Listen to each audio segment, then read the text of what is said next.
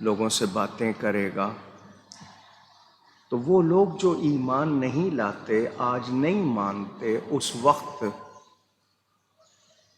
آیتوں کو جھٹلانے والے وہ سب کے سب بے بس ہوں گے۔ ایمان والے بچ جائیں گے، جو ایمان والے نہیں ہوں گے ان کا جو حال وہ آپ نے سن لیا۔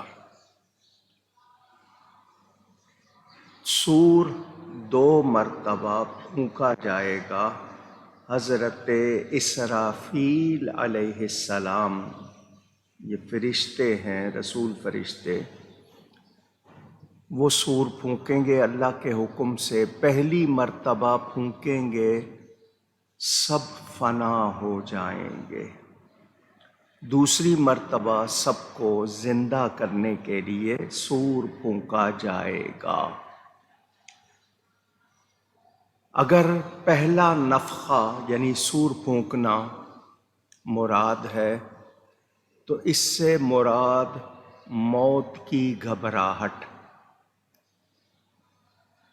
یعنی گھبرا کر سب کے سب مر جائیں گے۔ اور اگر دوسرا پھونکنا مراد ہے تو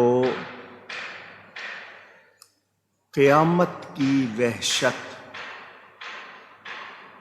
کون ہے یہ؟ اگر دوسرا سور پھونکنا مراد ہے تو اس سے مراد قیامت کی وحشت، جو کہ خاص مقبولان الہی کے سوا سب کو ہوگی۔ اور سور جیسا میں نے آپ کو بتایا، یہ اللہ کے حکم سے ہوگی۔ حضرت اسرافیل علیہ السلام یا اور جو بھی فرشتے جن کو اللہ فرمائے گا، یہ اللہ کے حکم سے ہوگا۔ اس میں کوئی بچ نہیں سکے گا سوائے اس کے جس کو اللہ چاہے۔ اس سے پتہ چلا کہ سب کا حال ایک جیسا نہیں ہے۔ جو اللہ کے مقبول بندے ہیں، جن کو نفس مطمئنہ حاصل ہے، جو اللہ کی رضا پر راضی رہتے ہیں، اللہ تعالیٰ کو راضی رکھتے ہیں، اللہ تعالیٰ کی ان پر مہربانی ہوگی اور وہ اس گھبراہٹ سے، وحشت سے محفوظ رہیں گے۔ یہاں سے ہمیں جو سبق ملا وہ یہ کہ اگر ہم چاہتے ہیں کہ زندگی میں بھی ہم امن میں رہیں، اطمینان میں رہیں، ہماری حالت اچھی رہے، تو ہمیں اللہ کا سچا اور اچھا بندہ بننا چاہیے۔ ہمیں نافرمانی سے بچنا چاہیے، اللہ تعالیٰ کو راضی رکھنا چاہیے۔ تو جو اللہ کو راضی رکھتے ہیں وہ گھبراتے نہیں۔ بیماری ہو، پریشانی ہو، مال کا نقصان ہو یا کوئی اور بات، تو جو اللہ کی رضا پر راضی ہوتے ہیں وہ گھبراتے نہیں۔ ان کا بھروسہ، ان کا یقین اللہ پر پکا ہوتا ہے کہ اللہ تعالیٰ اگر مجھے آزما رہا ہے یا کسی مرحلے سے گزار کر میرے درجے بڑھا رہا ہے تو وہ گھبراتے نہیں۔ ان کو یقین ہے کہ وہی اللہ اس تکلیف سے نکالے گا، یہ مرحلہ بھی گزر جائے گا۔ تو وہ اللہ کی رضا پر راضی رہتے ہیں۔ کیوں؟ کہ ان کے دل میں ایمان پوری طرح نقش ہوتا ہے۔ یہ جو گھبراہٹ ہے یا تو ایمان کی کمزوری ہو گئی یا پھر اعمال کی خرابی ہو گئی۔ تو اعمال درست ہوں، ایمان مضبوط ہو تو پھر گھبراہٹ اونچی کہیے گا۔ یہ بہت بڑا پیغام ہے۔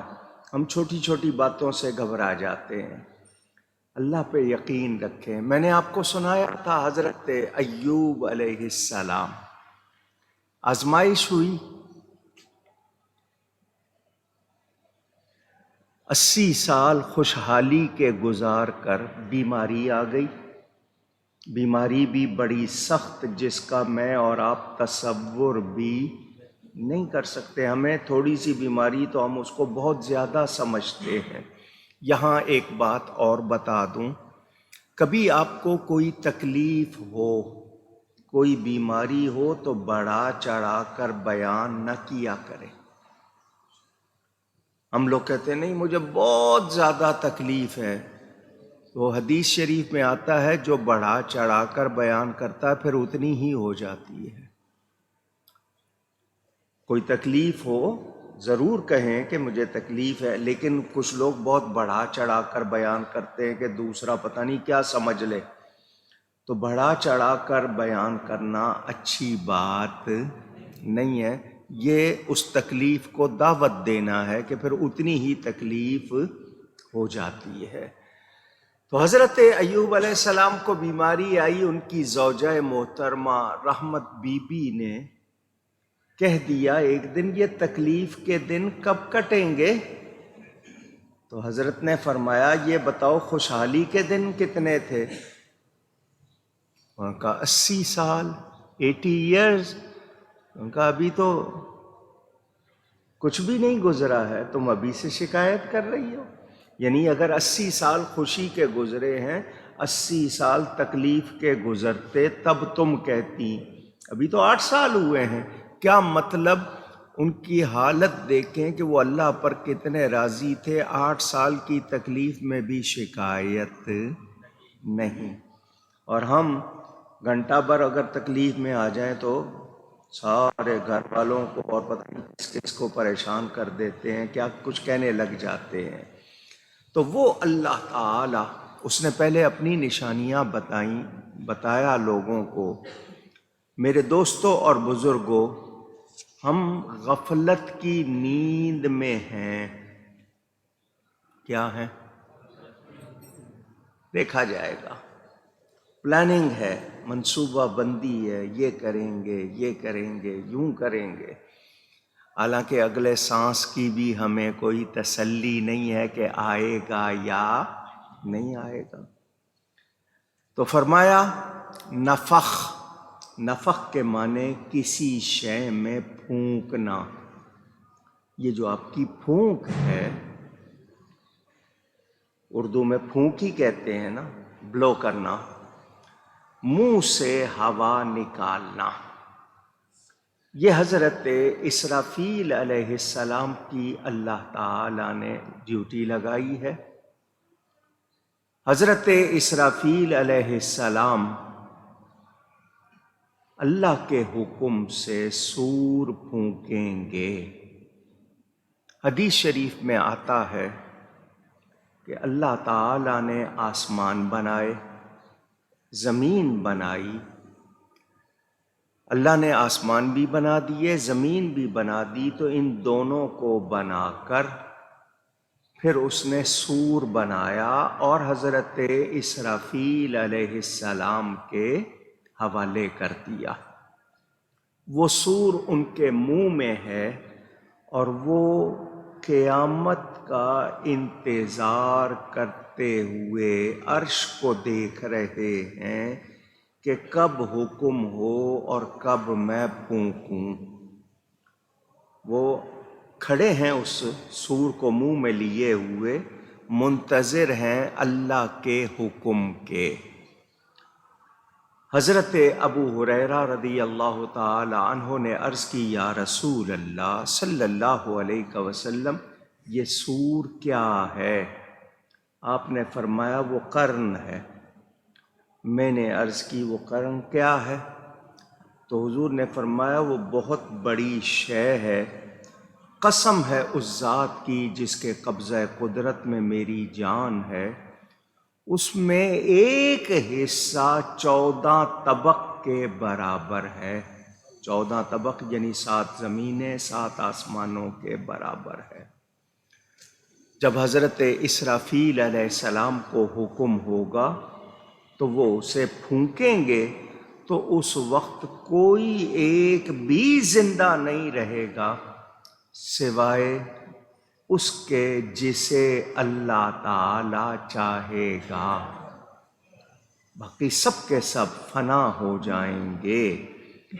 پھر اللہ تعالیٰ ان کو دوبارہ حکم دے گا، وہ دوبارہ پھونکیں گے تو کوئی بھی مردہ باقی نہیں رہے گا جو زندہ ہو کر نہ اٹھے، یعنی سارے جتنے مر گئے ہوں گے سب دوبارہ زندہ ہو کر اٹھ جائیں گے، زندہ ہو جائیں گے اور اللہ کی بارگاہ میں پیش ہو جائیں گے۔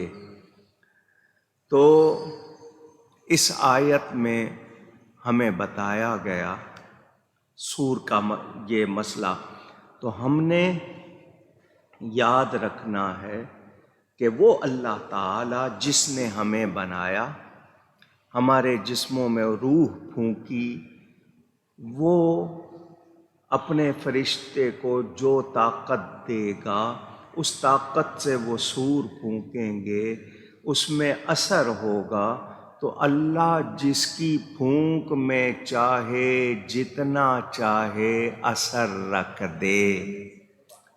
کچھ لوگ کہتے ہیں پھونکوں سے کیا ہوگا، تو پھونک میں اثر رکھنے والا کون ہے؟ اللہ تعالی۔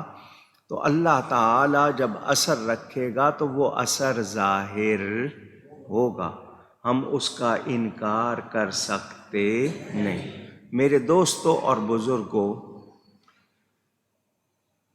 یہ انقباض کی کیفیت، گھبرانا، کسی ڈراؤنی چیز کو دیکھ کر جو ڈرانے والی ہو، انسان کو جو گھبراہٹ ہوتی ہے وہ بتائی گئی ہے کہ مومن ہو یا کافر ہو، جتنے جاندار ہوں گے وہ سب کے سب سوائے جن کو اللہ بچائے گا وہ سب گھبرائیں گے، گھبرا کر ان کی وفات ہو جائے گی۔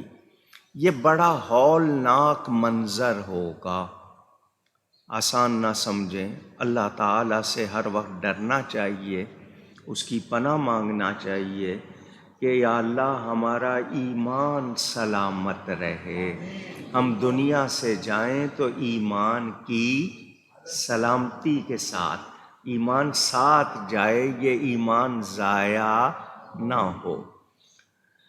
وہ ایسا ہولناک ڈراؤنا منظر ہوگا کہ جنہیں اللہ چاہے گا وہ تو نہیں گھبرائیں گے کیونکہ ان کے دل مطمئن ہوں گے، لیکن باقی سب اس کے رعب اور ہیبت سے گھبرا جائیں گے، اور ایسے وہ ان پر طاری ہوگا کہ ان کی وفات ہو جائے گی۔ حضرت موسیٰ علیہ السلام کوہ طور پر گئے تھے، اللہ سے عرض کی تھی میں تجھے دیکھنا چاہتا ہوں، تو آسمانی بجلی آج ہم دیکھتے ہیں، اب مجھے بتائیے کیا اس کی کڑک دیکھ کر ہم ڈرتے نہیں؟ خوف نہیں آتا؟ گھبراہٹ نہیں ہوتی؟ تو وہ صاعقہ، یہ صرف معمولی سی ایک کڑک، اس کو دیکھ کے یہ حال ہو جاتا ہے، تو جب سور پھونکا جائے گا تو کیا حال ہوگا؟ کوئی زیادہ زوردار دھماکہ ہو جائے، ہمارا کیا حال ہو جاتا ہے؟ تو ہمیں اللہ سے ڈرنا چاہیے۔ ہم لوگ ڈرتے نہیں۔ صالحین، نیک بندے، نیکی کرنے والے، اللہ پر یقین رکھنے والے، وہ ہر حال میں اللہ سے راضی ہوتے ہیں، اور اللہ تعالیٰ ان کے دلوں کو اطمینان بخشتا ہے۔ آج آپ نے بھی، میں نے بھی یہ کیفیت سنی ہوگی، دیکھی ہوگی، گھر میں، رشتہ داروں میں، دوستوں میں، یار میرا دل بہت گھبرا رہا ہے، کہنے والے کہتے ہیں، خود آپ بھی کہتے ہیں پتہ نہیں مجھ پہ کوئی گھبراہٹ ہے، بہت زیادہ گھبراہٹ ہو رہی ہے۔ اور قرآن کیا کہتا ہے؟ الا بذکر اللہ تطمئن القلوب، آگاہ ہو جاؤ، سن لو اللہ کی یاد سے ہی دلوں کو اطمینان ہوتا ہے۔ تو یہ کیا ہے کہ ہم غفلت میں ہیں، کبھی کوئی تکلیف ہوئی تو اللہ کا نام لے لیا، ورنہ دنیا جہان کی باتیں کرتے رہتے ہیں۔ اور اللہ والے سوائے ضروری باتوں کے ہر وقت اللہ کو یاد کرتے رہتے ہیں۔ ہم ہر وقت ضروری باتیں یا دوسری غیر ضروری باتیں کرتے ہیں، کبھی ہوا تو اللہ کو یاد کر لیا۔ اللہ والے ہر وقت اللہ کو یاد کرتے ہیں تو ان کے دل مطمئن ہوتے ہیں۔ ہم اللہ کو یاد نہیں کرتے، اس لیے ہمیں وہ اطمینان حاصل نہیں۔ واقعی اگر احساس ہو جائے، بندے کو احساس ہو جائے تو وہ کوئی بھی غیر ضروری بات نہ کرے۔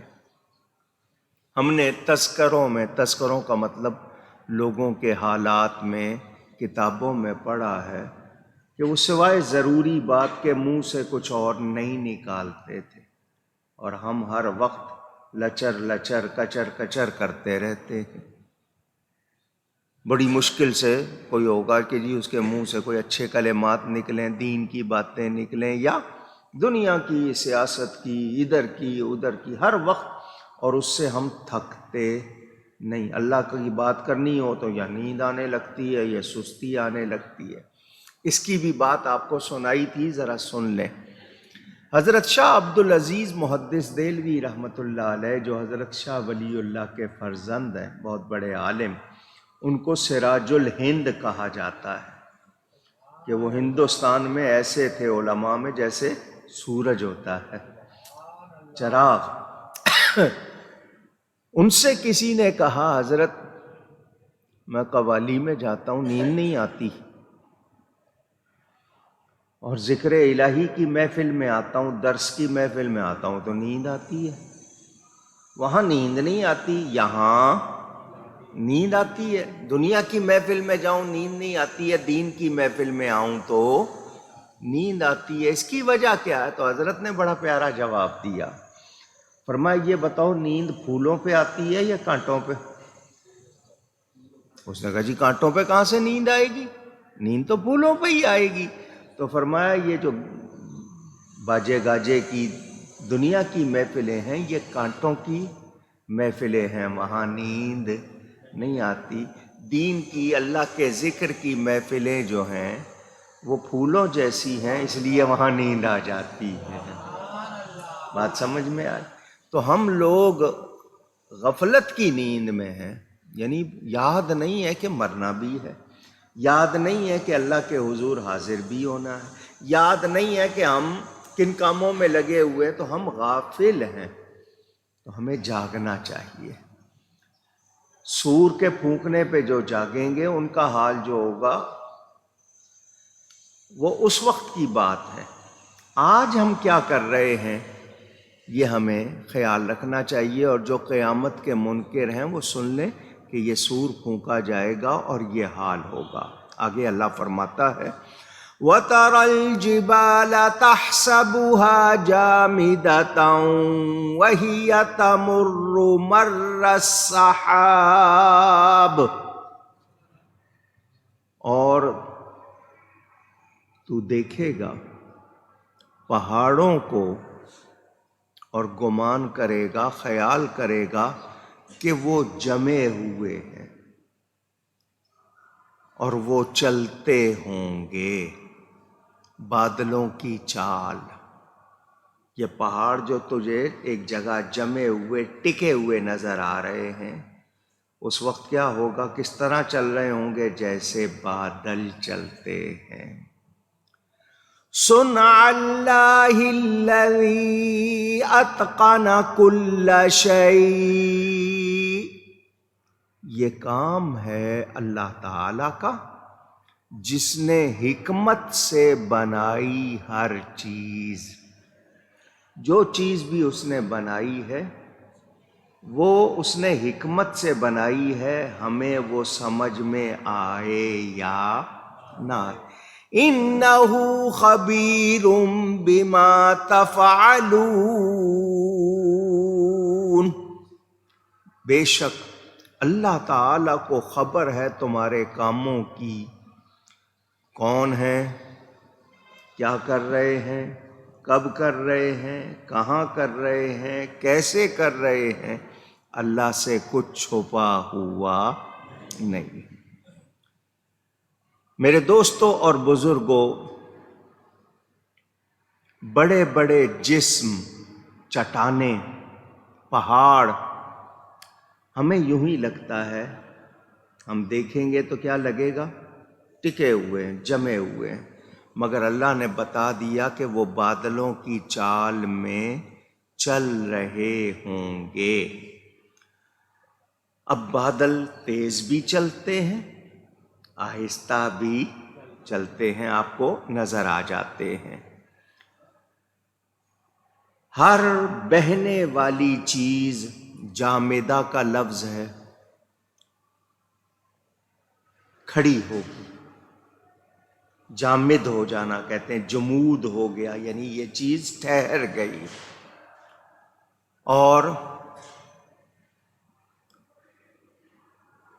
جو چیزیں ہمیں جس طرح نظر آتی ہیں، آج تو دیکھ رہے ہیں کہ پہاڑ ٹکے ہوئے ہیں اپنی جگہ، لیکن اللہ تعالی ان کو چلائے گا جس طرح بادل چلتے۔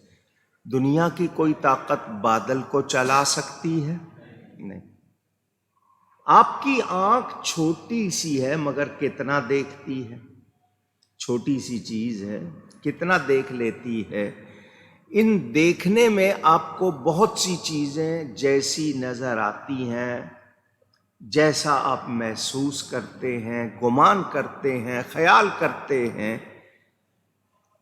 اب آپ کے سامنے جو پہاڑ پہ رہنے والے لوگ پہاڑی علاقے کے، وہ دیکھتے ہیں کبھی کبھی کوئی پہاڑ کے ٹکڑے، لینڈ سلائیڈنگ کہتے ہیں کہ جی وہ چلتے ہیں، ٹکڑے نیچے آ جاتے ہیں، گر جاتے ہیں، آندھی سے، طوفان سے، بارش سے، کو پتھر رکھے ہوتے ہیں، وہ لڑکتے ہوئے آ جاتے ہیں۔ آپ کو اس وقت خوف آتا ہے یا نہیں آتا؟ تو جب پہاڑ ہلائے جائیں گے، جب پہاڑ اپنی جگہ سے ہٹنے لگیں گے، تو جو دیکھ رہے ہوں گے ان کا کیا حال ہوگا؟ کیا وہ دیکھیں گے؟ تو اہل محشر گھبرائیں گے۔ یہ زمین کا پھٹ جانا، پہاڑوں کا ٹوٹ جانا، یہ تمام منظر سور کے پھونکنے پر ظاہر ہوں گے۔ تو جو لوگ اس وقت دیکھ رہے ہوں گے، ان کی کیفیت کہ وہ گھبرا جائیں گے، ڈر جائیں گے، دل دہل جائیں گے۔ تو اللہ تعالی پہاڑوں کو چلائے گا، یہ ساری زمین ہموار ہو جائے گی اور سارے لوگ اس پر جمع ہو جائیں گے۔ ایک حکایت تفسیر روح البیان میں ہے، حضرت جعفر خلدی رحمت اللہ علیہ فرماتے ہیں کہ حضرت سیدنا جنید رضی اللہ تعالی عنہ ایک محفل میں آئے جہاں کلام پڑھا جا رہا تھا، تو آپ کے ساتھ کچھ لوگ بھی تھے جو ساتھ آئے تھے۔ دوسرے لوگ جو اس محفل میں تھے، ان میں سے کچھ لوگ کلام سن کر اچھل کود رہے تھے، لیکن آپ بڑے سکون و اطمینان سے بیٹھے رہے۔ آپ کے ساتھیوں نے پوچھا کہ یہ دوسرے لوگ کلام سن کر جس طرح ہل رہے ہیں، وجد کی کیفیت نظر آ رہی ہے، تو آپ اس پر اس طرح حرکت نہیں کر رہے، یہ لوگ حرکت کر رہے ہیں۔ تو انہوں نے، حضرت جنید نے یہی آیت پڑھی، وَتَرَى الْجِبَالَ تَحْسَبُهَا جَامِدَةً، کہ بظاہر تم دیکھتے ہو کہ تمہیں چیز ٹھہری ہوئی نظر آ رہی ہے، تو اللہ والوں کا حال عام لوگوں جیسا نہ سمجھو، یہ ملکوت میں سیر کرنے والے لوگ ہیں، بظاہر تمہارے ساتھ بیٹھے ہوتے ہیں جبکہ یہ آسمانوں کی سیر کر رہے ہوتے ہیں۔ میں آپ کو شاید لفظوں میں نہ سمجھا پاؤں۔ آپ جب ہاتھ اٹھاتے ہیں نا نماز کے لیے شروع کرنے، تو یہ ہاتھ اٹھانے کا مطلب ہے کہ آپ نے ہر چیز سے ہاتھ اٹھا لیے، اب آپ اللہ سے باتیں شروع کر دیتے، نماز شروع ہو گئی۔ یہ نماز میں آپ کی روح سیر کرتی ہے۔ سب کا ایک جیسا حال نہیں ہے، روح کیا کرتی ہے؟ سیر کرتی ہے۔ تبھی تو نماز کے آخر میں سلام پھیرتے ہیں، کیونکہ آدمی سلام کب کرتا ہے؟ جب کہیں سے ہو کے آتا ہے تبھی سلام کرتا ہے نا۔ تو وہ روح سیر کر کے آئی ہے، اسی لیے اب آپ سلام کر رہے ہیں، کہیں سے آئے ہیں نا گھوم کے۔ تو اب نماز میں ہماری وہ حالت نہیں ہوتی، اور آپ نے سنا ہوا ہے نبی پاک نماز پڑھ رہے ہیں تو جنت سامنے ہے۔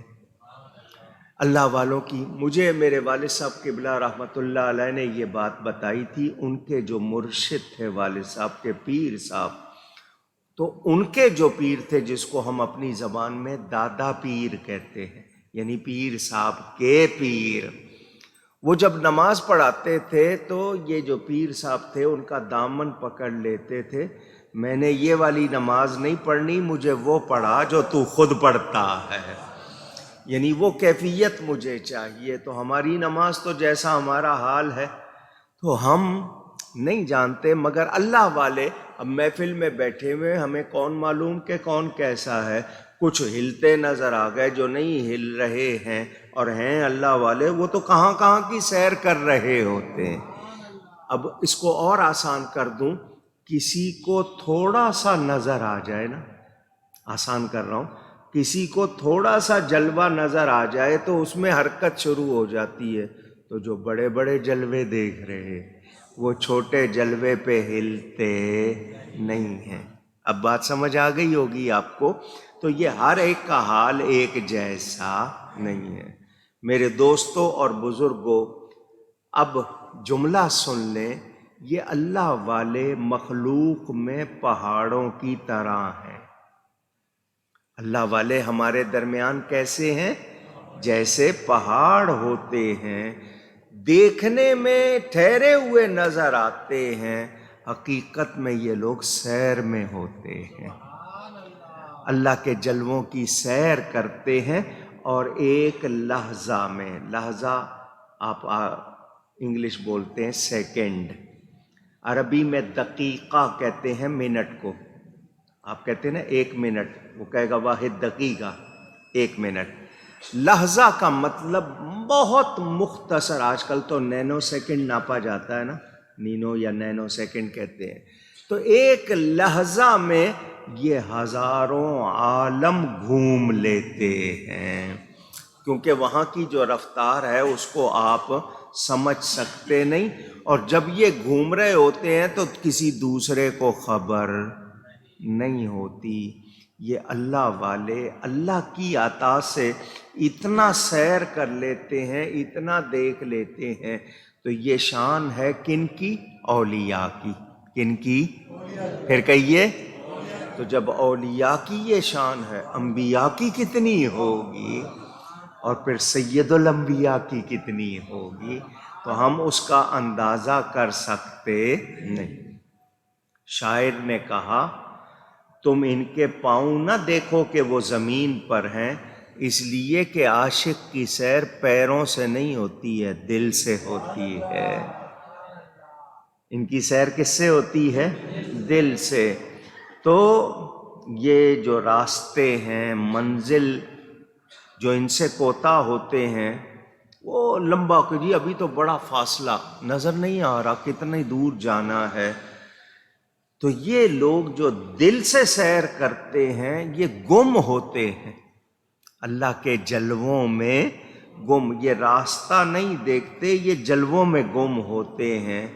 تو یہ دور فاصلہ ہونا کس بات کی نشانی ہے؟ کہ جسم دور ہے، لیکن جب روح سیر کرتی ہے اس کے لیے فاصلے نہیں ہوتے۔ یاد رکھنا، ان لوگوں کے ہاتھ اور پاؤں پہ نظر نہ رکھنا، یہ بظاہر جسم سے نہیں، یہ روحانی سیر کر رہے ہوتے۔ آپ کی روح بھی سیر کرتی ہے نا، جب آپ سوتے ہیں آپ کی روح جسم سے اس کا ایک تعلق رہتا ہے، مگر کہاں کہاں گھوم رہی ہوتی ہے، خود کو خواب میں کہاں کہاں دیکھ رہے ہوتے ہیں، تو وہ آپ کو نظر، ان کی یہ جاگتے میں بھی حالت ہے کہ یہ سیر میں ہوتے ہیں، ان کو روحانی سیر حاصل ہوتی ہے، جلوے دیکھتے ہیں۔ اللہ تعالیٰ ان پر اتنی مہربانی فرماتا ہے، یہ ہر جگہ چلے جاتے ہیں، یہ ان کی اپنی پرواز نہیں ہے، یہ رب تعالیٰ کی عطا ہے۔ اب یہاں پر ایک بات کرنی ضروری ہے، وہ اس لیے کہ کوئی کسی شک شبے میں نہ رہ جائے۔ حضرت شیخ سعدی رحمۃ اللہ علیہ نے اس بات کو سب سمجھایا، گہے برتار میں آلہ نشینم، گہے بر پائے خود ہرگز نہ بینم۔ کبھی ایسا ہوتا ہے کہ یہ زمین پر بیٹھے بیٹھے عرش دیکھ رہے ہوتے ہیں، اللہ والے زمین پہ بیٹھے بیٹھے عرش دیکھ، اور کہیں ان کو خود اپنا پاؤں نظر نہیں آتا۔ کبھی ایسا بھی ہوتا ہے یہ کھڑے ہوئے مگر اپنے پاؤں کو بھی دیکھ سکتے نہیں۔ کیا مطلب؟ یہ بات میں نے کیوں کی؟ وہ اس لیے کہ میں نے شروع میں کہہ دیا کہ یہ ان بندوں کی اپنی حالت نہیں ہے، رب کی عطا ہے۔ رب چاہے تو دکھائے، رب نہ چاہے تو یہ خود سے دیکھ سکتے نہیں۔ تو رب کی عطا ہو جائے تو رب کی عطا سے دیکھنا۔ ہم عقیدہ نظریہ یہی موقف رکھتے ہیں کہ اللہ والوں کو جو بھی کمال حاصل ہے وہ رب تعالیٰ کی عطا سے ہے، خود سے نہیں۔ یہ ایک بات واضح کرنی تھی، اس کو سمجھ لیجئے۔ حضرت ابن عطار رحمۃ اللہ علیہ وہ فرماتے ہیں کہ ایمان بھی دل میں مضبوط چٹان کی طرح ہے۔ مومن کا ایمان اس کے دل میں پہاڑ کی طرح، چٹان کی طرح، تو جب اس دل میں اللہ کے انوار آ جاتے ہیں، نورانیت آ جاتی ہے، تو وہ سارے پردوں کو پھاڑ دیتی ہے، پھر ان سے کچھ چھپتا نہیں، پھر وہ دیکھتے ہیں جو ہم دیکھ سکتے نہیں۔ تو یہ اولیاء کو یہ مقام حاصل، تو میرے نبی پاک صلی اللہ علیہ وسلم کی کیا شان۔ اعلی حضرت کیا فرماتے ہیں؟ سر عرش پر ہے تیری گزر، دل فرش پر ہے تیری نظر۔ کبھی عرش پر چل رہے ہیں اور کبھی دلوں کو دیکھ رہے ہیں، نبی سے کچھ چھپا ہوا نہیں۔ سر عرش پر ہے تیری گزر، دل فرش پر ہے تیری نظر، ملکوت و ملک میں کوئی شے نہیں وہ جو تجھ پہ عیاں نہیں۔ اس پوری کائنات میں کوئی چیز ایسی نہیں ہے جو حضور پر کھلی ہوئی نہ ہو، اور جب رب نہیں چھپا اس نے اور کیا چھپانا ہے۔ تو اللہ تعالیٰ کی عطا سے یہ کمال ملتا ہے، خود سے ملتا نہیں۔ حضرت سیدنا امام جعفر صادق رضی اللہ تعالی، یہ دو ہستیاں ہیں جن کے ساتھ یہ لفظ بولا لازمی جاتا ہے، ایک حضرت ابو بکر کے ساتھ الصدیق، اور ایک امام جعفر صادق، امام جعفر کے ساتھ الصادق، یہ ضرور بولا جاتا ہے۔ انشاءاللہ اس پر بات کروں گا، آپ کو سمجھاؤں گا۔ یہ حضرت امام جعفر صادق جو ہیں، ان کی ماں بھی، ان کے باپ بھی حضرت ابو بکر کے پوتے پوتیاں ہیں۔ تو خود کہتے ہیں کہ مجھے ابو بکر نے 2 مرتبہ جانا ہے، ماں کی طرف سے بھی میں حضرت ابو بکر کی اولاد میں، اور ادھر سے بھی، کیونکہ حضرت ام فروہ جو ان کی ماں ہیں وہ حضرت ابو بکر کے ایک بیٹے کی اولاد، اور دوسری طرف سے جو ان کی ماں ہیں وہ ایک بیٹے کی اولاد، باپ بھی ایک بیٹے کی اولاد، تو اس طرح ان کا ڈبل رشتہ۔ تو دادے کے ساتھ پردادے کے ساتھ صدیق ہے، تو پڑپوتے کے ساتھ صادق لگا ہوا ہے۔ مہربانی، توجہ۔ حضرت امام جعفر صادق فرماتے ہیں کہ نفس روح کے نکلنے کے وقت، یہ جو نفس ہے وہ پڑا رہتا ہے، لیکن روح پرواز کر کے عرش الہی تک پہنچ جاتی ہے۔ جسم، نفس کو جسم کہہ لو، نفس کو وجود کہہ لو، وہ اپنی جگہ ٹکا رہے گا، اور روح چلی کہاں جاتی ہے؟ تو روح ہی نکلتی ہے نا جسم سے۔ تو روح کی پرواز، اندازہ کرو کہ روح کی طاقت کتنی ہے۔ تو یہ اولیاء اللہ، ان کے بظاہر جسم ہمارے سامنے ہوتے ہیں، مگر ان کی سیر جن جگہوں پہ ہوتی ہے ہمیں وہاں کی خبر نہیں ہے۔ آپ نے یہ سمجھ لیا۔ اب مجھے یہ بتائیں، جب روح کی پرواز اتنی ہے، تو اب میں آپ سے پوچھنا چاہتا ہوں، یہاں بیٹھے بیٹھے بغداد کی، اور بغداد بیٹھے بیٹھے یہاں کی سیر ہو رہی ہے یا نہیں ہو رہی ہے؟ ان کے لیے یہ فاصلے کوئی چیز نہیں ہے، کیونکہ روح کے لیے یہ فاصلے نہیں ہیں۔ فاصلے کس کے لیے ہیں؟ جسم کے لیے۔ اور اللہ تعالیٰ ان کو طاقت عطا فرماتا ہے، یہ اپنے جسم کے ساتھ بھی جہاں جانا چاہیں چلے جاتے ہیں۔ آپ لوگ شب قدر میں روح کا بیان آتا ہے نا سورہ قدر میں، اس وقت سنتے ہیں۔ حضرت قاضی ثناء اللہ پانی پتی رحمت اللہ علیہ نے تذکرۃ الموتیٰ والقبور میں اس کو لکھا، ارواح ایشاں، اللہ والوں کی روحیں، در زمین و آسماں، زمین اور آسماں میں، و بہشت، اور جنت میں، ہر جا کے خواہند می روند، جہاں چاہتی ہیں چلی جاتی ہیں۔ اللہ والوں کی روحیں زمین و آسمان اور جنت میں جہاں جانا چاہیں چلی جاتی۔ و دوستارا و معتقدارا، مددگاری می فرمائن، اپنے عقیدت مندوں پیاروں کی مدد کرتی ہیں۔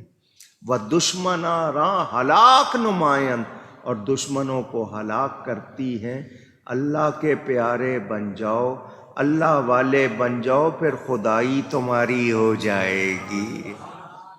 بات سمجھ میں آئی آپ کو؟ لیکن ہم غافل، ہمیں بس یہ جی یہ مل جائے، یہ مل جائے، یہ مل جائے، ہماری ساری دوڑ دنیا تک۔ اللہ والے اللہ کے سوا کسی کو چاہتے نہیں۔ کوئی چیز دنیا کی چلی جائے غم نہیں کرتے، کوئی مل جائے خوشی سے پھولتے نہیں۔ کیوں؟ کہ وہ اللہ کی رضا کے طالب ہوتے ہیں، چیزوں کے طالب نہیں۔ اچھا، ہمارے ہاں کہاوت ہے، سنا رہا ہوں، لوگ کہتے ہیں جی مجھے فلاں چیز لا دینا، فلاں چیز لا دینا۔ ہمارے ہاں چلتا ہے اسی طرح۔ کہنے والوں نے کہا کہ چیزیں برتنے کے لیے ہوتی ہیں، چیزیں استعمال کرنے کے لیے، لوگ پیار کرنے کے لیے ہوتے ہیں۔ لوگ کس لیے ہوتے ہیں؟ پیار کرنے کے لیے، چیزیں استعمال ہم نے الٹا کر دیا، ہم لوگوں کو استعمال کرنے لگ گئے، چیزوں سے پیار کرنے لگ گئے، الٹا معاملہ ہو گیا، جس کی وجہ سے اب دل بھی گھبراتے ہیں، مطمئن نہیں رہتے، یہ ساری جستجو کوشش صبح سے لے کے شام اور شام سے اگلی صبح تک بس دنیا دنیا دنیا.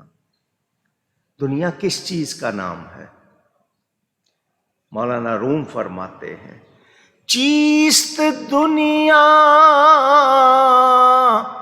از خدا غافل بودن، نیک و معاشو نقراؤ فرزند و زن. چیست دنیا، کیا ہے یہ دنیا؟ یہ دنیا کیا ہے جو تمہیں خدا سے غافل کر دے، وہ دنیا ہے. جو تمہیں خدا سے غافل کر دے اس کو کیا کہتے ہیں؟ دنیا. یہ کپڑوں کا نام نہیں ہے، قماش کپڑوں کا نام نہیں ہے، اور فرزند و زن یہ بیوی بچوں کا نام، گھر بار مکان دکان، اس کا نام دنیا نہیں ہے.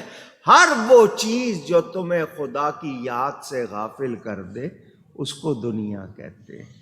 اب میں اور آپ ٹٹول لیں اپنے آپ کو، کیا حال ہے ہمارا، ہم کیا کر رہے ہیں. تو ہمیں یاد رکھنا ہے یہ اللہ تعالیٰ نے ہر شے بنائی ہے حکمت کے ساتھ. پہاڑ آپ کو جمے ہوئے ٹکے ہوئے نظر آ رہے ہیں، آپ نے کبھی سوچا بھی نہیں ہوگا کہ یہ ہل سکتا ہے. اتنا بڑا پہاڑ ہل جائے گا، چلیں گے بادلوں کی طرح، تیز بھی ہلکے بھی چلیں گے. کس نے بنائے ہیں؟ وہ اللہ ان کو چلا سکتا ہے یا نہیں؟ اونچی تو آج نہیں مان رہے ہو نا، یہ چلیں گے. اس سے اندازہ کر لو رب کی قدرت کا، اس رب کے بندے بن جاؤ. یہ بنائے ہوئے بتوں کو نہ پوجو، اپنی خواہشات کے غلام مت بنو، اللہ کے بندے بنو. اس کے بندے بن جاؤ گے تو پھر دیکھنا، پھر تمہارے ہاتھ میں کتنی قوت آ جائے گی. پھر بیٹھے یہاں ہوگے، پہنچے وہاں ہوگے. سمجھ آئی؟ لیکن ہم دھیان نہیں دیتے. نہیں جی یہ تو باتیں پتہ نہیں جی کن لوگوں کا، آپ بھی کر سکتے ہو. ہم غوث پاک تو نہیں بن سکتے لیکن ان کے سچے مرید تو بن سکتے ہیں نا. سمجھ آئی؟ ہم خواجہ غریب نواز نہیں بن سکتے، ان کے سچے مرید تو بن سکتے ہیں. اور سچے مرید ان کے جو بنے ان کو بھی شان ملی یا نہیں ملی؟ تو اللہ والے بن جاؤ، دنیا والے نہ بنو. اور یاد رکھو ہم جو کر رہے ہیں رب کو خبر، رب کو خبر، رب سے کچھ بھی چھپا ہوا نہیں. صنعت آپ کے ہاں لفظ کہے جاتے ہیں کیونکہ عربی فارسی کے لفظ آپ کی اردو میں شامل ہیں. صنعت کاری کہتے ہیں چیز بنانا. الصنع اس کے معنی کسی چیز کو سنوارنا، کوئی چیز ہے اس کو سنوارنا. لیکن ہر فعل صنع نہیں ہے. کبھی اس کی نسبت حیوانوں کی طرف ہوتی ہے، ما قبل مضمون کی تائید کے لیے ہوتی ہے. اب معنی یہاں یہ ہے صنع اللہ الذی، کہ اللہ نے جو کچھ بنایا ہے، اللہ نے جو کچھ تو بنانے والا. ہم تو کسی چیز کا نمونہ دیکھ کر ڈیزائن بنا کر پھر اس کو سوچ کر کیا کرنا ہے کیا کرنا ہے. اللہ تعالیٰ کو کسی سانچے کی ضرورت نہیں ہے، وہ اپنی قدرت سے بناتا ہے جیسے بھی بناتا ہے. اب مجھے کسی چیز میں ہوا بھرنی ہے، پیدا کرنی ہے، پمپ لیتے ہیں، پائپ لیتے ہیں، کیا کچھ کرتے ہیں ہم نے ایک طریقہ. اللہ کے لیے ایسا کچھ نہیں ہے. اس نے سور بنا دیا اور اپنے فرشتے کو دے دیا تو اس کو کچھ بھی مشکل نہیں ہے. اور یہ اتقان یعنی احکام کے حوالے سے ہے کہ اللہ نے جس چیز کو بھی بنایا ہے نا بہت مضبوط کر کے بنایا ہے. جیسا اللہ سنوارتا ہے کوئی سنوار سکتا. مجھے یہ بتائیں یہ انگلیاں ہماری ہتھیلی کے مقابلے میں باریک ہیں یا نہیں ہیں؟ اونچی ہتھیلی میں بس مڑنے کی کوئی وہ نہیں ہے، لیکن یہ انگلیاں مڑتی ہیں یا نہیں ہیں؟ اب سچ بتاؤ، ان انگلیوں سے کیا کچھ اٹھا لیتے ہو؟ کتنے کام کر لیتے ہو ان انگلیوں سے؟ بظاہر کتنی چھوٹی ہیں، مگر آپ ان پہ وزن بھی اٹھاتے ہیں، ان سے کیا کیا چیزیں چلا لیتے ہیں۔ تو یہ طاقت دنیا کی کوئی چیز رکھ سکتی ہے؟ کس نے رکھی ہے؟ اللہ نے۔ اور جیسا اللہ بناتا سنوارتا ہے، کوئی سنوار سکتا نہیں۔ مصنوعی ہاتھ بنا لیے، مصنوعی ٹانگیں بنا لی، ہڈیاں جوڑ دیکھ دیکھ کے بنا لیے، مردوں کے نکالے، کیونکہ لاشیں وہ تو جس کی چاہتے ہیں لاش نکال لیتے ہیں۔ اسپتال والے اس پہ ان کو تجربے کرنے ہوتے ہیں، ان کو کوئی خدا کا خوف تو ہے نہیں، وہ جس کی چاہتے ہیں لاش نکال لیتے ہیں۔ لاش نکالنے کے بعد اس پر وہ تجربے کرتے ہیں، جس طرح بھی اپنے اسٹوڈنٹس کو بتاتے ہیں، دیکھو یہ رگیں ہیں، یہ ہے، یہ ہے، یہ ہے۔ جتنا انہوں نے اس پر تحقیق کر لی، وہ اس طرح کی انہوں نے لوہے کی بنا لی، کسی اور چیز کی ہڈیاں بنا لی۔ کیا وہ اسی طرح کام کرتی ہیں جس طرح قدرتی ہڈیاں کرتی ہیں؟ نہیں۔ بہت کچھ انہوں نے بنا لیا، مگر وہ قدرت کی طرح سنوار سکتے نہیں۔ تو اب پتہ چل گیا کہ اللہ تعالیٰ کا نظام اس نے بنایا ہے، اس کے نظام میں کسی قسم کا خلل نہیں ہے، اس کا ہر معاملہ مضبوط ہے۔ اللہ آندھی لانا چاہے کوئی روک لے گا؟ طوفان لانا چاہے کوئی روک لے گا؟ پوچھ رہا ہوں، کسی دنیا کی طاقت میں ہے کہ اس کے سامنے دیوار بن جائے اونچی؟ نہیں۔ تو اللہ کی بنائی ہوئی چیز ہم کہیں گے مضبوط ہے، ستھری ہے، سنواری ہوئی ہے۔ اس کے فساد کے خراب ہم لوگ کر دیتے ہیں، قدرت کی طرف سے جو انتظام ہے۔ ہم مثال کے طور پر، مجھے ہاتھ ملے، میں نے ہاتھوں کا غلط استعمال کر کے اس کے گوشت کو گلا لیا، بگاڑ لیا، اس میں کھردرا پن آ گیا کچھ، تو یہ ہمارا اللہ کی طرف سے جو بنا ہے وہ بہت ہی اعلیٰ ہے، عمدہ ہے، اس میں کوئی خرابی نہیں۔ کاریگری اللہ کی شان ہے، اس کی کاریگری میں کسی کا دخل نہیں۔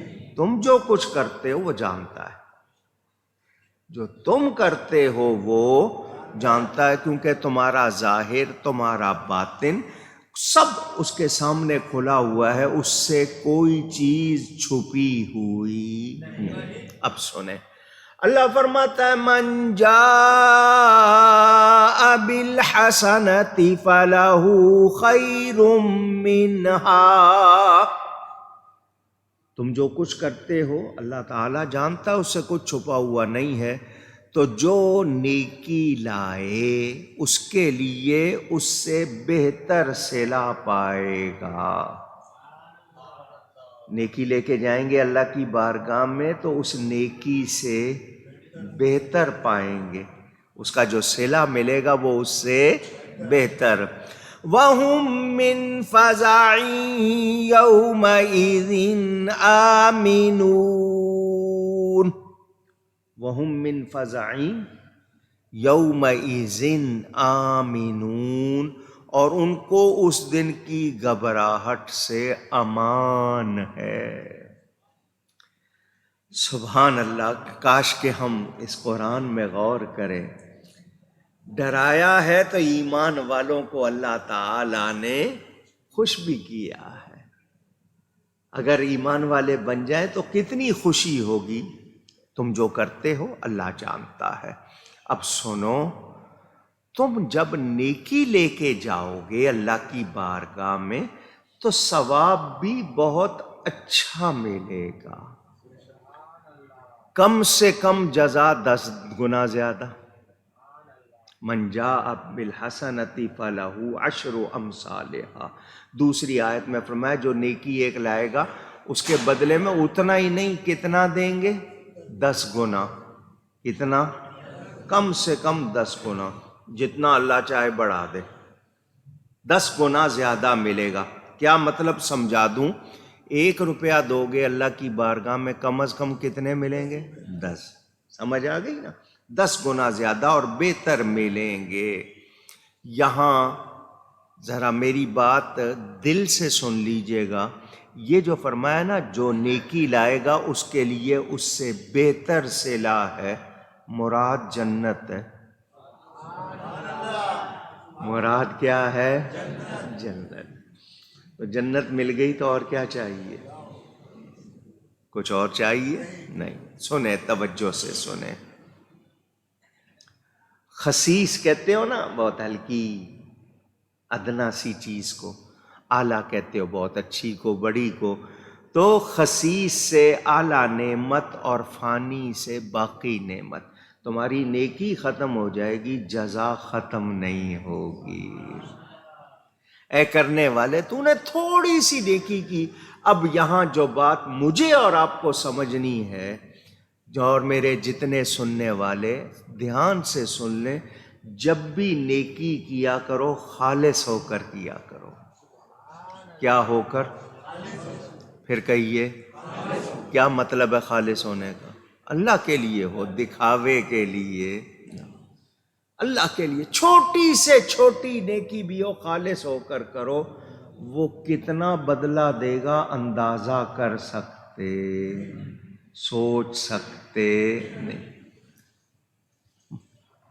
اور دا دنیا 70 آخرت، یہ بھی کہاوت لوگوں میں ہے کہ 10 گنا تو دنیا میں ملے گی، باقی 70 گنا آخرت میں ملے گی۔ اب جہاں دوسری بات کر رہا ہوں، نیکی لے کے جائیں گے تو بہت زیادہ ملے گا، گناہ کا کیا ہوگا؟ اے ایمان والو، ہم گناہ گار ہیں، تو جب گناہ کا بات آئے گی تو گناہ بہت زیادہ کر کے نہیں دیا جائے گا، اتنی ہی سزا دی جائے گی۔ جتنا گناہ ہے اتنی ہی سزا۔ نیکی چھوٹی بھی ہوگی تو اس کی جزا بہت بڑی ہوگی۔ مہربانی ہے یا نہیں ہے؟ اللہ فرماتا ہے من جاء بالحسنۃ فلہ خیر منہا، جو نیکی لائے اس کے لیے اس سے بہتر صلہ ہے۔ وَهُم مِّن فَزَعٍ يَوْمَئِذٍ آمِنُونَ، اور قیامت کے دن جب لوگ گھبرا رہے ہوں گے تو نیکی لانے والوں کو امان ملے گی، ان کو گھبراہٹ نہیں ہے۔ وہ وہاں بھی نبی کی نعتیں پڑھ رہے ہوں گے، جھوم رہے ہوں گے، ان پر وہ گھبراہٹ والی کیفیت نہیں۔ کب؟ جب نیک ہوں گے۔ کب؟ جب ہاں، تو نیک ہونے کا تو ارادہ ہے، نیک دکھنا تو چاہتے ہیں، نیک بننا نہیں چاہتے۔ یہ تو چاہتے ہیں کہ نیک نظر آئیں مگر نیک بننا نہیں چاہتے۔ کیوں؟ خواہشات دیوار ہے۔ نہیں میں اگر یوں کروں گا تو پھر یوں نہیں کر سکوں گا، داڑھی رکھ لوں گا تو پھر وہ نہیں کر سکوں گا۔ ہمیں یہ خواہشات جو ہیں یہ نیکی سے روکتی ہیں، تو خواہشات پر قابو پا لو، نیکی کر لو۔ جب نیک بن جاؤ گے تو بغیر خواہشوں کے عیش ملیں گے۔ وَمَنْ جَاءَ بِالسَّيِّئَةِ فَكُبَّتْ وُجُوهُهُمْ فِي النَّارِ،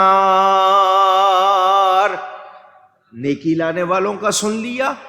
اب اور جو بدی لائے، برائی لے کے آئے گا، فَكُبَّتْ وُجُوهُهُمْ، تو ان کے منہ اوندے گرائے جائیں گے آگ میں، یعنی اوندے منہ آگ میں گرایا جائے گا۔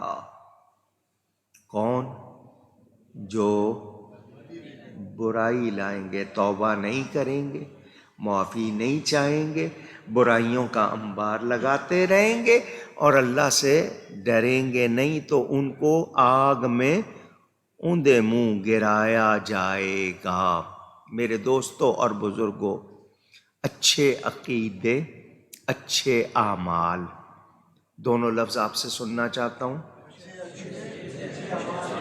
ایک بار اور کہہ دیں، بڑی مہربانی، اللہ خوش رکھے۔ یہ کیوں کہلوایا یہ یاد کر لیں، عقیدے بھی اچھے ہوں، اعمال بھی اچھے۔ تو جب عقیدے اچھے ہوں گے، اعمال اچھے ہوں گے، تو نتیجہ کیا ہوگا؟ پھر جنت بھی ملے گی، خیر بھی ملے گی۔ پھر قیامت کا وہ ایک دن جو 50,000 سال کے برابر ہے، پیاس سے زبانیں باہر آ رہی ہوں گی، اس دن آپ مطمئن ہوں گے۔ جو ایمان والے ہوں گے اور نیک ہوں گے۔ تو ہم جب سن رہے ہیں تو کیوں نہیں ٹھیک ہو جاتے؟ کورونا آیا، ماسک پہن لیا۔ کورونا آیا، لاک ڈاؤن، باہر نہیں نکلنا، نہیں نکلے۔ کسی سے ہاتھ نہیں ملانا، نہیں ملایا۔ کورونا سے ڈر گئے۔ کورونا لگنا ہے یا نہیں یہ تو یقین نہیں ہے، موت آنی ہے نا۔ موت کے بارے میں کوئی شبہ، کوئی احتیاط نہیں۔ کورونا کی اتنی احتیاطیں، موت کی کوئی احتیاط۔ موت سے ڈر رہا ہے، نہیں موت نہ آ جائے، موت نے تو آنا ہے۔ کورونا لگے نہ لگے، موت نے تو آنا۔ اس سے کیوں نہیں ڈرتے؟ ڈینگی آیا تو عورتوں نے پورے کپڑے پہننے شروع کر دیے، ورنہ بازو ننگے، کمر ننگی، گلے ننگے، کیا کچھ، پنڈلیاں ننگی، چھوٹے چھوٹے کپڑے پہننے شروع کر دیے۔ ڈینگی آیا، انہوں نے کہا جی اپنا جسم ڈھانپو، ڈینگی کے ڈر سے کہ یہ مچھر کاٹ نہ لے، جسم ڈھانپ لیے۔ ڈینگی سے ڈر گئے، اللہ سے نہیں ڈرے۔ کورونا سے ڈر گئے، اللہ سے نہیں ڈرے۔ پھر سمجھدار ہیں کیا ہم؟ جی مجھے تم بے وقوف کہہ رہے ہو، میں بہت سمجھدار آدمی ہوں۔ تو کیا سمجھداری دکھائی ہے میں نے؟ کیا کیا ہے میں نے؟ تو سمجھدار وہ ہے جو یہ سن لے کہ نیکی لائیں گے خیر ملے گی، بری برائی لے کے جائیں گے تو آگ میں اوندھائے جائیں گے، منہ کے بل گرائے جائیں گے۔ میرے دوستوں اور بزرگوں، اب سنیں، کافر جو ہیں ان کے جو اچھے کام ہیں، کافروں کے اونچی کہیے گا،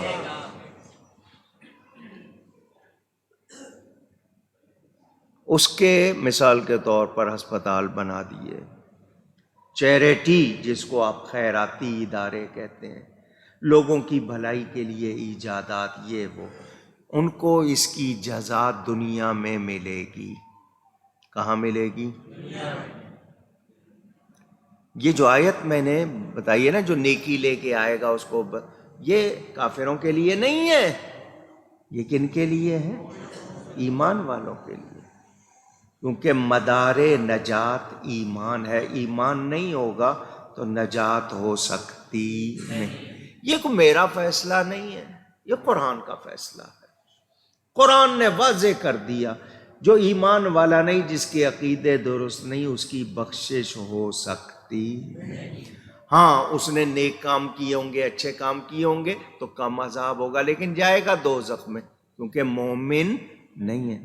تو جو مومن ہے وہ گناہگار ہوگا، اس کو سزا یا بغیر سزا کے اللہ چاہے گا معاف کرے گا یا نہیں کرے گا، بالآخر اس نے جنت میں جانا ہے، سزا کے بغیر یا سزا پا کر، بالآخر مومن نے جنت میں جانا ہے۔ کافر کے لیے جنت کا کوئی تصور نہیں، کیونکہ اس کے پاس ایمان نہیں۔ ان کو دنیا میں بدل مل جاتا ہے، دیکھو کتنے مزے میں رہ رہے ہیں۔ اور حدیث شریف ہے، الدنیا سجن المؤمن و جنت الکافر، دنیا مومن کے لیے قید خانہ، کافر کے لیے عیش خانہ۔ وہ عیش کر رہا ہے یہاں پہ، کیونکہ اس کو قیامت کا یا جنت کا کوئی اس کا عقیدہ ایمان نہیں ہے۔ میرے دوستوں اور بزرگوں، تو ہمیں اچھے عقیدے اور اچھے اعمال، یہ میں نے اس لیے آپ سے کہلوایا کہ آپ کو یاد رہے، عقیدے بھی درست رکھنے ہیں، عمل بھی درست رکھنے ہیں، کیونکہ نیکی لے کے جائیں گے بہت اچھا بدلہ ملے گا، برائی لے کے جائیں گے آگ میں اوندھائے جائیں گے۔ اللہ فرماتا ہے هل تجزون الا ما کنتم تعملون، تمہیں کیا بدلہ ملے گا مگر اسی کا جو کرتے تھے۔ کیا مطلب؟ جو کرو گے اسی کا بدل پاؤ۔ اچھا کرو گے تو اچھا، برا کرو گے تو برا۔ اب فیصلہ ہم نے کرنا ہے، دونوں راستے ہمارے سامنے ہیں، ہمیں بتا دیا گیا یہ خیر ہے یہ شر ہے۔ خیر کا کام کرو گے کتنی جزا پاؤ گے، برا کام کرو گے اتنی سزا پاؤ گے۔ اور آپ دنیا میں اپنے لیے بری چیز پسند نہیں کرتے تو آخرت کا کیوں نہیں سوچتے؟ یہاں نہیں مجھے اچھی چیز چاہیے، عمدہ چیز چاہیے، نہیں خراب والی نہیں چاہیے، تو وہاں کے لیے بھی سوچو نا، وہاں کے لیے کیوں نہیں سوچتے؟ انما امرت ان اعبد رب هذه البلدة الذي حرمها وله كل شيء، مجھے تو یہی حکم ہوا ہے کہ اس شہر کے رب کی پوجا کروں، اس کی عبادت کروں جس نے اسے حرمت والا کیا ہے۔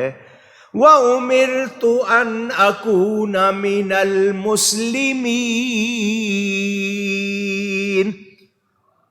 اور سب کچھ اس کا ہے اور مجھے حکم ہوا ہے کہ میں مسلمان بنوں، ماننے والا بنوں، فرما بردار بنوں، اسی کے سامنے گردن رکھ دینے والا بنوں۔ توجہ میرے دوستوں اور بزرگوں، ہمارے سامنے آ گیا کہ نیکی کا سبب ہوگی، برائی کا سبب۔ نیکی کریں گے نیکی کا اچھا بدلہ پائیں گے، جنت پائیں گے، برائی کریں گے تو برائی پائیں گے، خرابی ہوگی۔ تو اب فیصلہ پتہ چل گیا، اچھائی کرنی چاہیے تاکہ اچھائی ملے۔ یہاں یہ بات بھی سن لیں، آپ کا عمل چھوٹا ہوگا، جزا چھوٹی نہیں۔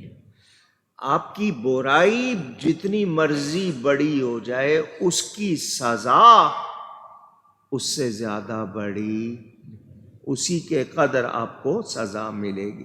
لیکن چھوٹی سی نیکی پہ بھی جزا بہت بڑی ملے گی۔ تو مجھے گھاٹے کا سودا پسند ہونا چاہیے یا نفع کا؟ نفع کا سودا پسند ہونا چاہیے، جس میں مجھے پروفٹ ہو، بینیفٹ ہو، کمفرٹ ہو، فائدہ ہو۔ تو میں سمجھدار بنوں اور اچھے اعمال اور اچھے عقیدے والا ہو جاؤں۔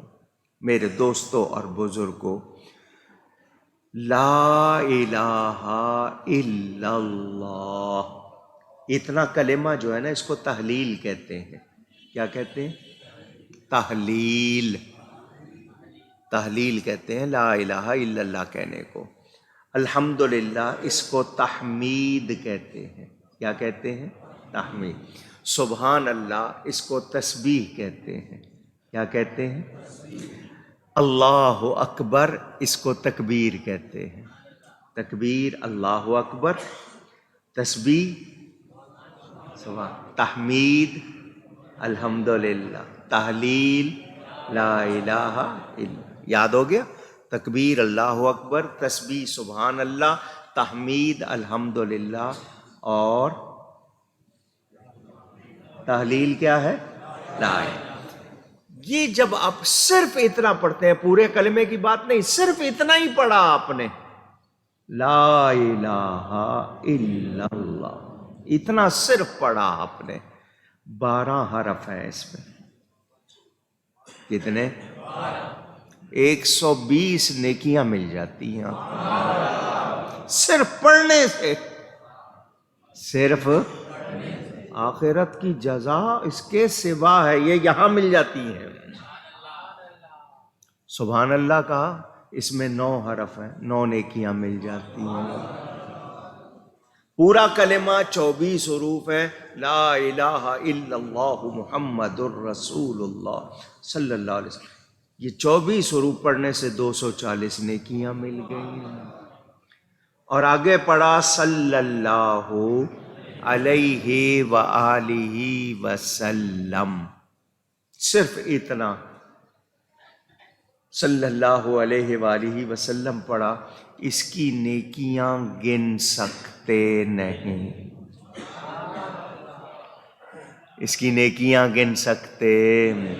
ہاں جی، ایک مرتبہ درود پڑھا 10 نیکیاں مل گئیں، 10 گناہ معاف ہو گئے، 10 درجے بلند ہو گئے، 10 حاجتیں پوری ہوں گی، اور ثواب کتنا جمع ہو جائے گا۔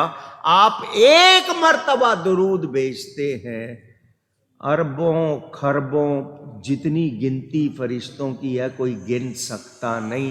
آپ ایک مرتبہ درود بھیجتے ہیں، وہ سارے فرشتے جن کی گنتی نہیں وہ آپ پہ 10 مرتبہ درود بھیجتے ہیں۔ اللہ یا بولو کتنا نفع کا سودا ہے، کتنا پیارا۔ اللہ تعالی معبود ہے، سب اس کی عبادت کرتے ہیں، کوئی اور اس کے سوا عبادت کے لائق نہیں۔ وہ یہ نہیں فرماتا نماز پڑھو میں پڑھتا ہوں، زکوٰۃ دو میں دیتا ہوں، روزہ رکھو میں رکھتا ہوں، حج کرو میں کرتا ہوں، نہیں، اس کی عبادت ہوتی ہے، ٹھیک ہے نا۔ مگر وہ معبود ہو کر فرماتا ہے میں اپنے حبیب پہ درود و سلام بھیجتا ہوں۔ اور اللہ کا فعل اللہ کے ساتھ ہے، کبھی ایسا وقت نہیں تھا کہ اللہ نہ تھا، یہ سوچا نہیں جا سکتا۔ کبھی ایسا وقت نہیں ہوگا کہ اللہ نہیں ہو، ایسا ہو سکتا نہیں۔ وہ واجب الوجود ہے، کائنات نہیں بنی تھی اللہ تھا، کائنات نہیں ہوگی اللہ ہوگا، کائنات نہیں تھی اللہ اپنے حبیب پہ درود و سلام بھیج رہا تھا، کائنات نہیں ہوگی اللہ درود و سلام بھیجے گا۔ یہ درود و سلام ربانی وظیفہ ہے۔ کون سا وظیفہ؟ وظیفہ ربانی ہے۔ اب ہمیں پتہ چل گیا کرنا چاہیے یا نہیں؟ اونچی نہیں، کبھی ہو گیا۔ اور اعتراض کرنے والے کتنے ہیں، درود نہیں پڑھو، سلام نہیں پڑھو، یہ نہیں کرو، وہ نہیں کرو۔ حضور فرماتے ہیں جو جمعے کے دن درود و سلام زیادہ پڑھتا میں اس کا درود خود سنتا ہوں۔ ہم یہاں پر 2-3 منٹ چادر بچھا کے شمارے پڑھتے ہیں، کچھ لوگ پڑھ لیتے ہیں۔ یہ جمعہ رات جو کل کا دن گزرا، یہ جو رات گزری ہے نا، جس کے بعد جمعہ، کیونکہ اسلام میں رات پہلے دن بعد میں، یہ 24 گھنٹے جو بہت زیادہ درود پڑھے اس کے لیے اتنی خوشخبریاں ہیں۔ جمعے کی شب اور جمعے کے دن جو کثرت سے درود و سلام پڑھے، ایک تو حضور خود سن رہے ہیں، دوسرا میری جھولی بھری جا رہی ہے، اور کیا چاہیے مجھے؟ تو ہماری چھوٹی سے چھوٹی نیکی کا بھی اجر بہت زیادہ ہوگا۔ کتنا ہوگا؟ بہت، اور جنت مل جائے تو پھر اور کیا چاہیے؟ ہم سمجھدار بنے۔ اللہ کے سوا کسی کی عبادت، بات چلی تھی تحلیل سے، اللہ کو مانے۔ جب ہم کہتے ہیں لا الہ، بس اتنی بات سن لیں پھر باقی آئندہ۔ لا کا مطلب نہیں، لا کا کیا مطلب؟ اونچی گئی ہے۔ الہ کہتے ہیں معبود کو۔ الہ کس کو کہتے ہیں؟ عبادت کے لائق، ورتھی آف ورشپ، پوجا کے لائق، پرستش کے لائق۔ الہ معبود، عبادت کے لائق۔ پہلے میں نے کیا کہا؟ نہیں، پھر کہا پوجا کے لائق۔ یہ لفظ لا جو ہے نا، لا، یہ لا الہ، اس میں پہلا لفظ، یہ بنیاد کیا ہے؟ لا۔ لا الہ کی بنیاد کیا ہے؟ لا نہیں۔ اب اس شعر کو سمجھو، حقا کے بنائے لا الہ است حسین۔ ثابت کیا ہوا کہ لا الہ کی بنیاد حسین ہے۔ کیا مطلب؟ حسین نے نہیں کہہ دیا یزید کو، نہیں کہہ دیا، یہ بات کہی ہے شاعر نے، لا کہہ دیا کہ اللہ کے سوا کوئی عبادت کے لائق نہیں، تو کلمے میں جس طرح لا ہے امام حسین نے لا کہہ دیا، تو اس لیے ان کو بنائے لا الہ است حسین کہا جاتا ہے۔ لوگ کہہ دیتے ہیں نہیں جی وہ دیکھو حضرت امام حسین کا رتبہ کیا بیان کر دیا، پہلے شعر تو سمجھ لو۔ تو بنائے لا الہ، لفظ لا کیا مطلب؟ ہر قسم کے خداؤں کی پہلے تکذیب کر دو، انکار کر دو کہ کوئی نہیں، پھر کہو کہ عبادت کے لائق اللہ ہے، اللہ کے سوا کوئی عبادت کے لائق۔ پہلے سب کی نفی کر دو، سب کو کہہ دو کوئی نہیں، کوئی عبادت کے لائق نہیں الا، مگر کون ہے؟ اللہ کو ماننے سے پہلے جھوٹے خداؤں کی نفی کر دو، انکار کر دو۔ نہیں، کوئی مٹی کا، لکڑی کا، لوہے کا، سورج ہے، آگ ہے، ہوا ہے، پانی ہے، تارے ہیں، کوئی خدا نہیں۔ عبادت کے لائق کون ہے؟ صرف اور صرف اللہ تعالی جل مجدہ الکریم۔ اب سمجھے نا، میں نے وہ شعر بھی ساتھ سنا دیا، لوگ نہیں سمجھتے حقا کے بنا لا الہ است حسین۔ تو لا کا لفظ یہ بنا ہے، بنا کا مطلب بنیاد کے، اس کلمے کی بنیاد جو ہے وہ لا ہے۔ تو امام حسین نے یزید کا انکار کر کے بتا دیا میں اللہ کا ماننے والا ہوں، تجھے مان سکتا نہیں، تو باطل ہے۔ تو یاد رہے، ہم نے اپنے دل سے غلط خواہشات کی نفی کرنی ہے، سوچوں سے غلط خیالات کی نفی کرنی ہے، جسم سے غلط بات جو اعمال غلط ہے نفی کرنی ہے، اور پھر کہنا ہے کہ نہیں، صرف اور صرف اللہ، اللہ ولا سواہ۔ اگر یہ کلمہ یاد ہو جائے تو اللہ ولا سواہ، اللہ ہے، اس کے سوا کوئی نہیں۔ یہ تصوف کی جان ہے، یہ اتنے سے الفاظ، اللہ ولا سواہ، اللہ ہے اور اس کے سوا کوئی نہیں۔ اب ایک حدیث سن لو، شاید یہ جو میں نے آپ کو اللہ ولا سواہ سنایا ہے شاید سمجھ آ جائے، دھیان دینا، حدیث سنا رہا ہوں۔ اللہ نے فرمایا محبوب میں ہوں اور تو ہے۔ اللہ نے اپنے حبیب سے کیا فرمایا؟ میں ہوں اور تو ہے، باقی سب کچھ میں نے تیرے لیے بنایا ہے۔ میں ہوں اور تو ہے، باقی سب کچھ میں نے تیرے لیے بنایا ہے۔ نبی کریم صلی اللہ علیہ وسلم نے کیا جواب دیا؟ یا اللہ تو ہے اور میں ہوں، تو ہے اور باقی سب کچھ میں نے تیرے لیے چھوڑ دیا۔ اگر سمجھ آ گئی ہو بات تو یہ سمندر ہے پورا۔ اللہ ولا سواہ، اللہ ہے، اس کے سوا، اس کے سوا نفی کر دو۔ اللہ ہے، میں نہیں ہوں، اللہ ہے۔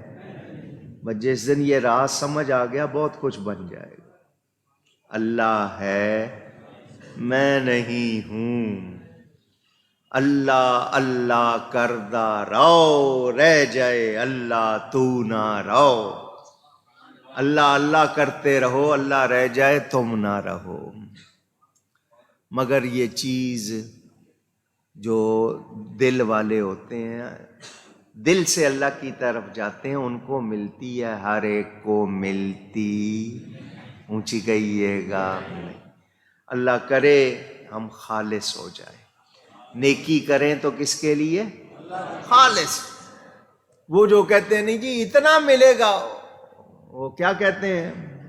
علامہ اقبال نے کہا نا، بے سمجھ جزا کی تمنا بھی چھوڑ دے، سوداگری نہیں یہ عبادت خدا کی ہے، اور بے سمجھ اور نہ سمجھ جزا کی تمنا بھی چھوڑ دے۔ نہیں جی اتنا ملے گا، ٹھیک ہے ثواب کا لالچ منع نہیں ہے، مگر کرو اللہ کے لیے، وہ جتنا چاہے گا دے گا۔ تو اللہ کے لیے خالص ہو جائیں تو انشاءاللہ بیڑا پار۔ یہ تفسیر کا بیان جاری ہے، گفتگو میں کوئی غلطی ہوئی ہو اللہ کی بارگاہ میں توبہ کرتا ہوں۔ وآخر دعوانا ان الحمد للہ رب العالمین۔